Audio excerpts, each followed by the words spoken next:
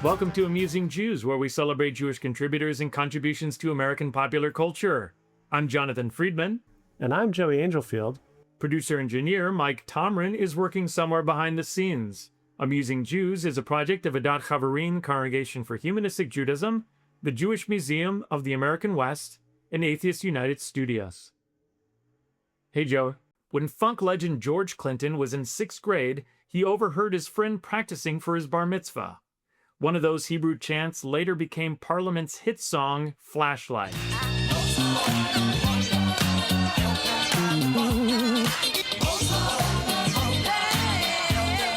This is just one of the many stories of how Black and Jewish sounds have shaped American music. We're excited to talk again with Joe Alterman, an Atlanta-based jazz pianist and executive director of the Neranenah Concert and Culture Series.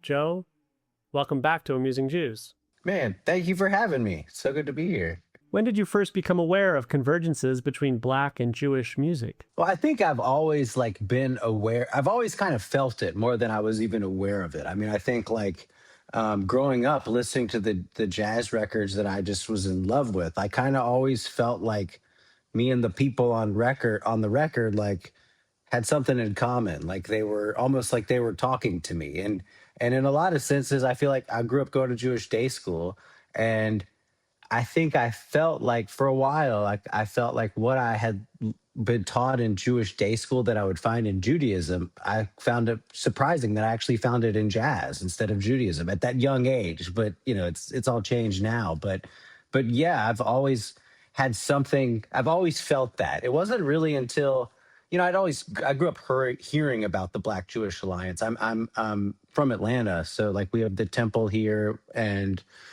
all the Martin Luther King's his churches here. I grew up hearing about that, but I didn't really know much about it, especially in the world of music. I feel like in this conversation, you really hear about the alliance in sports and politics more than music. It wasn't until I met some of my mentors, pianists like Les McCann and Ramsey Lewis, that I really started to feel that this was something that they felt too, and they kind of confided in me that, my being Jewish was something that made them feel a little closer to me right away.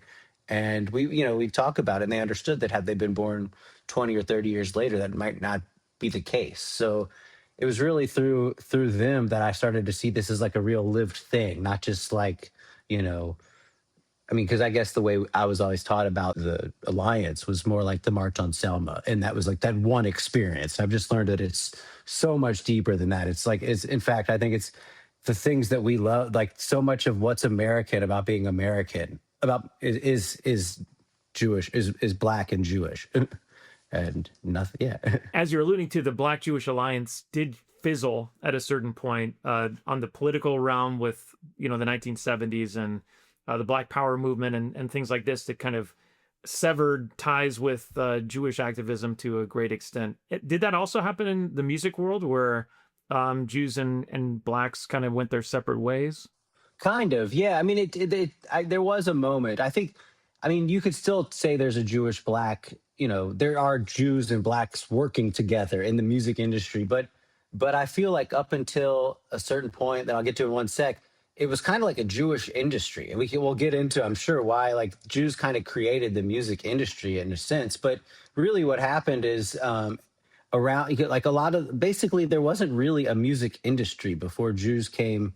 I don't know if you want me to explain what happened, but I could just share that pretty much. Jews kind of created the record labels that would record Black artists. And there were not, before the Jews got into the industry, there were a few major labels, but they really weren't touching Black artists.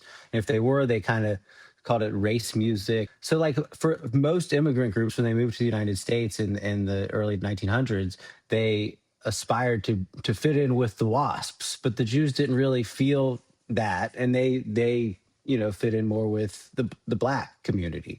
And so they moved to those kind of neighborhoods. And, and there were Jewish people who moved to those neighbors who loved music and wanted to get into recording music and stuff. But there were also people who just, they would just there wasn't a lot to do for entertainment back then. So they'd go to the bar, and they go to the bar in their neighborhood, and they'd see, like, every night there was some black musician entertaining an audience that was just lined out the door to see this person. Every night it was like that.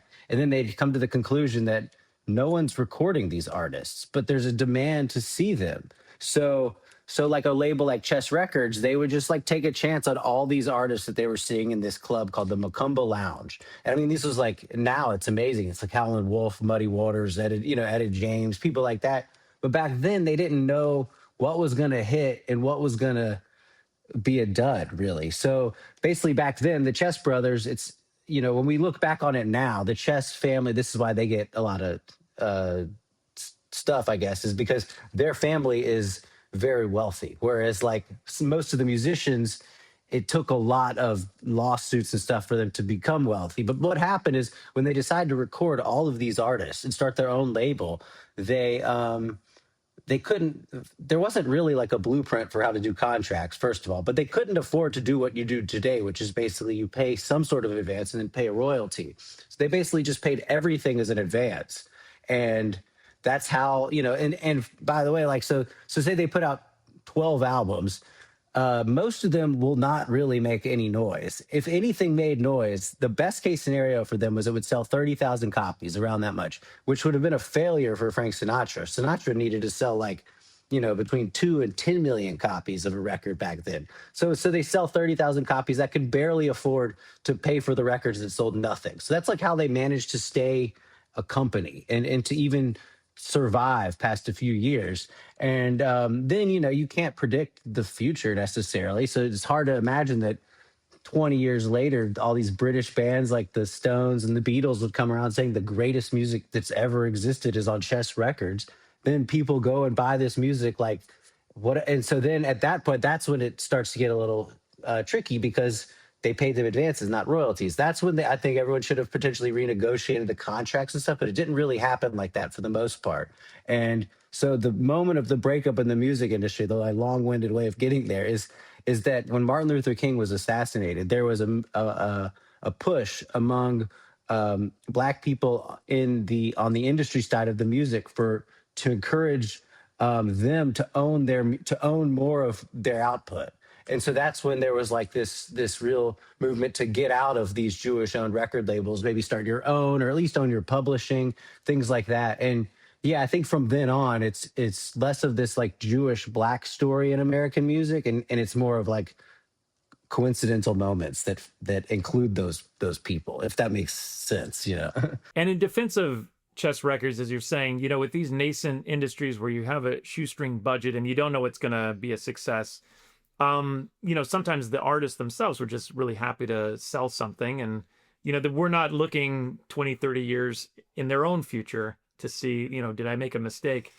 And this happened with like Siegel and Schuster when they sold the rights to Superman, when they were just kids trying to get into the industry. They didn't think about royalties. And I was just reading as well, Eddie Goldfarb, who is still alive at like 104. He's a Jewish toy maker. When he made the chattering teeth, I think back in the 1940s, he just like sold the whole idea for $900. Everyone was just trying to survive, really. Yeah. Enjoying the show? Click like and subscribe. You've written that African American and Jewish American cultures share the blue note. Could you explain?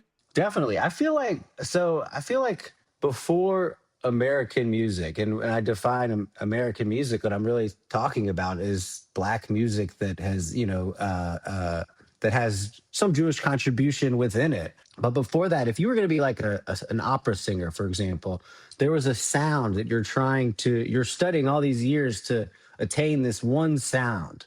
And then in American music, really, I think, thanks to Louis Armstrong, who was really influenced by this Jewish prayers that he heard, not the prayer, like the words of the prayer, but the emotional feeling of the melody. He kind of made it so the goal of American music was be you. The two cultures, like I feel like the Jewish community and the Black community, if you look at like any of their music that was, Black gospel music or songs we sing in synagogue, and just look at the sheet music and play like the melody exactly as written. You know, I would do this as a little kid, you know, playing like "Oh Say Shalom," just like the melody, and then, you know, maybe "Amazing Grace," just the melody. And the teacher would always say I did it right because I played it exactly as written. But it never felt right to me. It always felt like something was missing. And that's kind of the soul. Like these songs were kind of written to be not with interpreted with precision, but to, you know, you put your truth into it. Like the goal with both of those communities music, I think this is really the blue note is the goal is tell your truth. You know, you don't need to be precise. That's missing the point.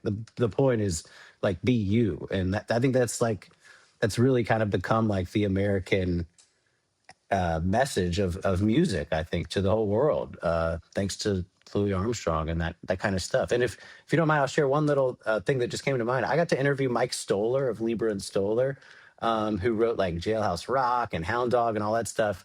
And I kind of awkwardly mentioned this to him because I was like, you know, I gotta be honest, like this is kind of uncomfortable to ask, but you know, this you read the Jewish tunes just as written on the sheet music, the black gospel tunes just as written on the sheet music, and honestly, like some of yours, like if I just play Hound Dog as written, it's the. I was like, that's kind of feels like it's getting the notes that you wrote right, but it's missing something. And he was like, yeah, that's why Jerry. He's Mike Stoller, Jerry Lieber. He's like, that's why Jerry and we always were producers of the music of these songs because we wanted to protect the intention of them. And that's why like Burt Bacharach would come in and pick Dionne Warwick to sing the song he wrote. He knew that. Like that was part of the magic of it. It has to be it's about interpretation. Speaking of the Blue Note Records was founded by two Jewish jazz enthusiasts who fled Nazi Germany, Alfred Lion and Francis Wolff. What does this tell us about Jews working behind the scenes of Black music? I feel like there's a few different kinds of Jews who got into the industry. One were people like the Chess Brothers who go to this bar and just see an economic opportunity. And this Blue Note example more sheds light on the people who really got in it because they loved the music. Like they loved it. I mean, I think one of the reasons they wanted to come to America, I mean, obviously was to escape Nazi Germany, but one of the reasons they chose America and wanted to be here was so they could be near all the jazz musicians that they loved. And then they came here and they were shocked at all the prejudice they saw to these musicians. And they like, part of their mission was not only to record music, but it was to like, help their lives and try, so I mean, one thing that's amazing about Blue Note versus some other labels is Blue Note actually, I don't know where they got the money or how they made this work, but they were able to pay for a few days of rehearsal, maybe 2 or 3 days of rehearsal before the session itself. So if you look at Blue Note Records output versus like Prestige Records output. So take Sonny Rollins versus John Coltrane, basically. Sonny was on Prestige and John Coltrane was on Blue Note. You'll see that John Coltrane mostly recorded originals, whereas Sonny Rollins mostly recorded standards. And it's all great music. But because Blue Note was able to give these guys these extra days to rehearse, they were able to get together their originals. And that's actually, that's more money for these artists in the long run because they're recording their own music. So there's more in it for them. But I think like there's Blue Note guys. And I think, by the way, they saw like some of the beatings and stuff of these Black artists that they love so much. I think they called them pogroms when they were here. But Norman Granz is a similar like fascinating guy in that world. Norman Granz started Verve Records. He like owned all these record labels. And he started this thing called Jazz at the Philharmonic, which basically like, it was like an evening of like all the most all-star jazz you could imagine. I mean, back in the day, you would literally see like Charlie Parker, Lester Young, Coleman Hawkins, Ella Fitzgerald, Billie Holiday, Oscar Peterson, all in the same concert. And Norman Granz made sure that every hall was desegregated. Like he wouldn't let the concerts happen if they were going to be segregated. He actually would like pay to transport the musicians in limousines. He'd pay for it himself because he wanted them to make sure like they felt on par with the classical musicians that he knew that they were. There's all these stories of like, I mean, he busted this cop somewhere. I think it was in Texas. He busted a cop.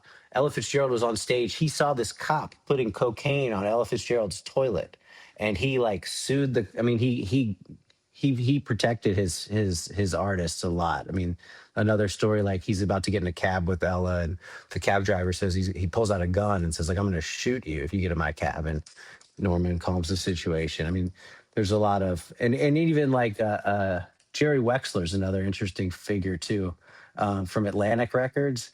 There's a funny story where his partner was Ahmet Ertegun, who was actually Muslim, and they worked together with Atlantic. And there's this hilarious story where Jerry Wexler was meeting with Stephen Stills, and he was pissed because Stephen Stills was signed with Atlantic or about to sign with Atlantic, but Crosby, Stills was going with another label, and he's like, he was pissed, and he was gonna, he just like went in the meeting, and it was like over in like 10 minutes. Crosby, Stephen Stills just like left like furious, and then the next day Ahmet Ertegun is like, I'm gonna go meet with him now, and Ahmet Ertegun he goes and meets with Stephen Stills, and at the end of the meeting he's like, yeah, not only is Stephen Stills back on the label, but I got Crosby, Stills, and Nash to come on the label too. They were just like a hilarious partnership. But like Jerry Wexler, and I'll just share one more little tidbit about it because it's all kind of similar in spirit, I think. Like before Aretha Franklin was on Atlantic Records, she was on Columbia Records. Columbia, the recordings on that label of her are great. Like she's singing, but it's not really the Aretha that we all know. She's singing like Over the Rainbow and songs like that with string sections. It's almost like they're trying to make her be the next like Ella Fitzgerald. And so she goes to audition for Jerry Wexler, who's just like a funny, tough Jewish guy, you know, and she's in the middle of her audition and he just stops her. He's like, cut out the Judy Garland imitation. Apparently that's the line he said. And Aretha's like, whoa, you know, and he's like, tell me about yourself. And she's like, I play the piano in my church. She's like, well, play the piano. And so she sits down and plays the piano. And that's when like the next song she recorded was I Never Know a Man the Way I Love You. You know, like that's Aretha. And it's not to say, I think it's important to keep in mind, the most important person in the story is the artist. But, you know, someone like Jerry Wexler in that situation was able to see something in her that, you know, she hadn't quite awoken yet. Similarly, like Ramsey Lewis, just one last, sorry, there's so many things here, but Ramsey Lewis was one of my mentors, and he was on Chess Records. And he told me that basically what happened was he was in a group called like, I can't remember the name at the time, but let's say it was the Clovers. It was like a name like that. It wasn't like a person's name. And it was like a 7-piece band. There were horn players. But then all of a sudden, all the horn players got drafted to go fight in Korea. So they all go to Korea, and now it's just a trio. And they were still going by like the Clovers. But this DJ in town was like, hey man, you know, like you know, normally if the piano player's the lead plays the melody, like it should be like the Ramsey Lewis trio. So they did that. And then Chess Records decides to audition them, signs them. And Ramsey told me 2 things about being on the label. He said, first of all, you never would have heard of me had it never been for Chess Records. He's like, I had no ambitions of being anything other than this pianist for this septet. But they not only made me a leader, they signed me. They gave me a record deal, you know, and there were a lot of artists like that who, you know, so, but at the same time, Ramsey said occasionally he'd get like a gift, quote, for his wife that would be like a mink coat. And he knew it wasn't like a bonus. It came out of something. But yeah, I mean, there's all the business stuff, but in the end, you know, these guys really documented and preserved so much incredible music. It's like hard to imagine America, the world without, I mean, for me, for sure. One of the most important examples of Black Jewish musical collaboration is the anti-lynching song Strange Fruit. Southern trees bear strange fruit, blood on the leaves and blood at the root, black bodies swinging in the southern breeze, strange fruit hanging from the poplar trees. There was a song, actually, it precedes it, I think by more than a decade. It was an Irving Berlin song called Supper Time, which was actually like the first song written about lynching. And so I just think it's worth throwing that out there. But Strange Fruit is pretty fascinating because everyone thinks it's written by Billie Holiday because it's how could it not be when you hear her sing it, you know?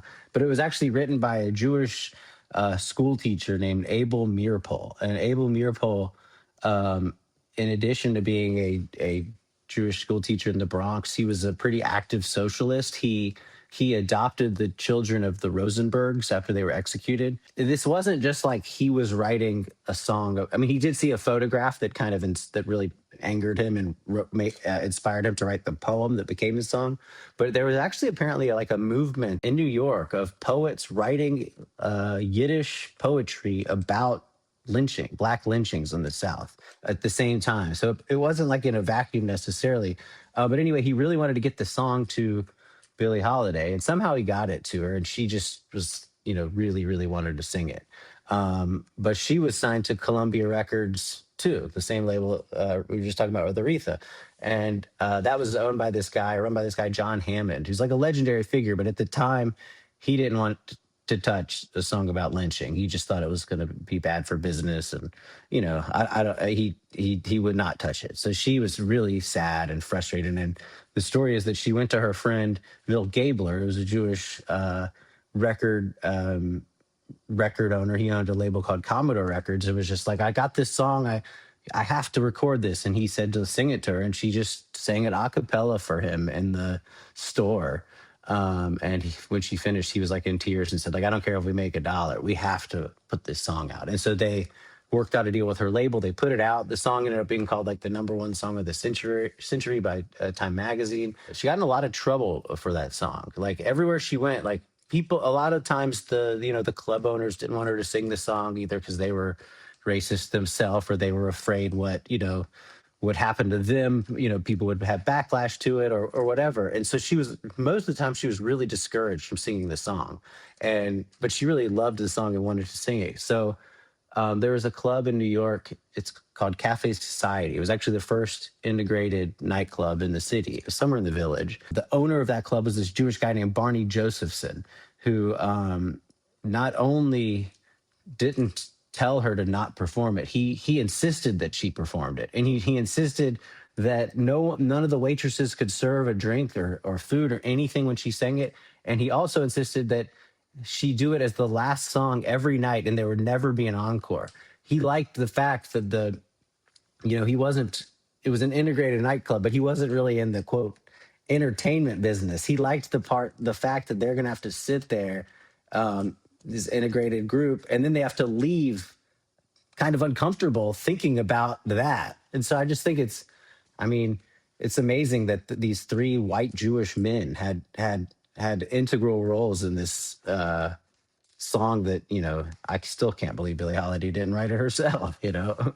But Milt Gabler, by the way, was Billy Crystal's uncle. He was the producer on Rock Around the Clock, the first quote rock and roll song, even though he would tell you it wasn't. But the reason it's called the first rock and roll song is because Milt Gabler, as the producer of that session, had this group. It was a white country group, and he picked a drummer that he really loved, and it was this black drummer who had worked with Louis Jordan in like the R&B scene, rhythm and blues stuff, and he combined this R&B drummer with this country group, and that's the sound that created why everyone thinks the song is rock and roll. But the reason I mention this is because when they did the session that day, they Rock Around the Clock was the B side of the record, and they thought that the song that was on the A side was going to be the hit. So they spent most of the day on that. So by the time they got to Rock Around the Clock, they only had time to do 2 takes. And when he listened back to the takes, he realized he liked the sound of the band on the first, he liked the sound of the band on one of the recordings and the sound of the vocals on the other. And he didn't know what to do. So he figured out how to splice them together. And that was the first example of splicing tape in music. Like that's like the blueprint of like hip hop and, you know, so much. It's just, I think that's just an amazing thing. Getting back to Milt Gabler, who produced Billie Holiday's recording of Strange Fruit, you organized a concert celebrating him. How did that come about? I have this organization in Atlanta called Neranenah that used to be called the Atlanta Jewish Music Festival. And every year before I came on, we'd pay tribute to a Jewish-born artist. But, you know, a lot of times beyond the fact that the person happened to have been born Jewish, I didn't really know what to leave the concert feeling like I'd learned anything about Jewish stuff. You know, it was more, we're celebrating this guy whose parents were Jewish, so he was too, you know. And so I was like, let's what's a more meaningful way to do that? And so I thought, let's pay tribute to a Jewish-owned record label every year, or as often as we can. So that was kind of the first year we did Chess, because I thought, you know, we need to start with the most complicated story. It's not about patting ourselves on the back or anything like that. It's like really about understanding the stories. And then I was like, finally, we did Chess, we did Atlantic, and I thought, let's do Commodore, Milt Gabler. And I was lucky. I got to interview Billy Crystal, and he told me all these amazing stories about his uncle, and you know how big growing up around all these jazz musicians were like what made him want to be funny or be a comedian, because he liked making these jazz guys laugh. And I mean, so that was like the highlight for me, to just get to speak with him about all of these, you know, stories and stuff. But yeah, the concert was great. We rearranged a lot of those songs that they record. It's like paying tribute to Milt Gabler and Commodore Records is like paying tribute to Frank Sinatra. It's like there's every song you could choose from. So it's gonna be fun, you know. And Billy Crystal did that wonderful Yiddish scat routine at the Tony Awards some years ago. Ella Fitzgerald, wherever you are, I apologize in advance. Zoveel vlaggen, velgen, zakken, loggen, vlaggen, zoin. Ze vlaggen, zeggen, vlaggen, vlaggen, zullen leggen, zag. Ze vlogen, zeggen, vloggen, zeggen, vleed, leggen, zoin. Mee, leggen, zag, gef. All right, now, your turn. Oh my gosh, yeah. So yeah, because I knew he knew Louis Armstrong. He told me about going to Louis Armstrong coming to their Seders. He said that, you know, Louis Armstrong had the raspy voice, and he said something like he remembered his grandma saying like, "Hey Louis, can't you just cough it up?" And but anyway, I thought, like, since he had been around Louis Armstrong, I was curious if he knew this story that's really hard to like find, which is Louis Armstrong, the moment he invented scat singing. He was recording this song called Heebie Jeebies. And a lot of people know that he dropped the sheet music, but the tape's still running, so he just started scatting. But not a lot of people know that in that moment, he thought back to the Jewish family in New Orleans that he worked for. When they'd put their baby to bed, they'd go in the kitchen and pray. And like they were from Lithuania. I don't know what language they prayed in, but it wasn't English. And he talked about how that sound of them praying was so emotionally powerful to him that he said that in the moment that he invented scat singing, he actually thought back to the Jews praying in their kitchen. And again, to these kind of emotionally powerful random syllables, kind of like scat. When you play tunes by composers like George Gershwin or Harold Arlen, do you sense a certain Jewish je ne sais quoi? There's only a few songs that I play that like I always feel that. And they're Cole Porter songs. And Cole Porter was not Jewish. But Cole Porter, there's this song, "My Heart Belongs to Daddy," I feel like is the most Jewish sounding song in the songbook. Yes, my heart belongs to Daddy, so I simply couldn't be bad. Yes, I'm gonna marry Daddy. This other one, "You'd Be So Nice to Come Home To." Also, it feels Jewish, and he actually he was quoted saying that, you know, he kind of struggled for a little while with how to write for Broadway, and when he realized that like much of the audience coming to those early Broadway shows were Jews who were fans of Yiddish theater, he realized that I think the quote was, he realized that he had to write Jewish music, so he was like writing minor, major tunes with them in mind. It's kind of fascinating. But yeah, I think a lot about I think there's some that now that I know the stories behind them, I think the Jewish thing more, but I don't know. I think like "My Heart Belongs to Daddy" is one that even if I didn't know anything about it, it would always feel kind of Jewish to me. Yeah, and I think whenever like Irving Berlin went into the minor key, he was like exuding some of that, you know, Russian Empire Jewish experience. Yeah. You know what I mean? Totally. It's like Russian march. It's almost like, yeah, exactly. Yeah. And I think just a lot of the blues is very similar to that minor sound. So when the jazz guys interpret it with the swing, it just feels like that. Yeah. If you ever set like Haftarah cantillation to like a more jazzy rhythm, it's just Cab Calloway, That's fascinating. I've never thought it. Man, I found out that what's this? I was friendly with the writer Nat Hentoff, and Nat told me that he fell in love with jazz walking down the street in this town he grew up which was Roxbury outside of Boston. And he said he heard this song, and he said that it literally, I think the words he said was it sounded like a chazan swinging. And he found out later it was an Artie Shaw piece that Artie Shaw had based off of a nigun. He found that out later. I just thought that was, yeah, there's so much in common. I feel it. Well, thanks so much, Joe, for joining us. Of course. Y'all want to talk for like 3 more hours? I could do this all day. No, I'm just kidding. I love this.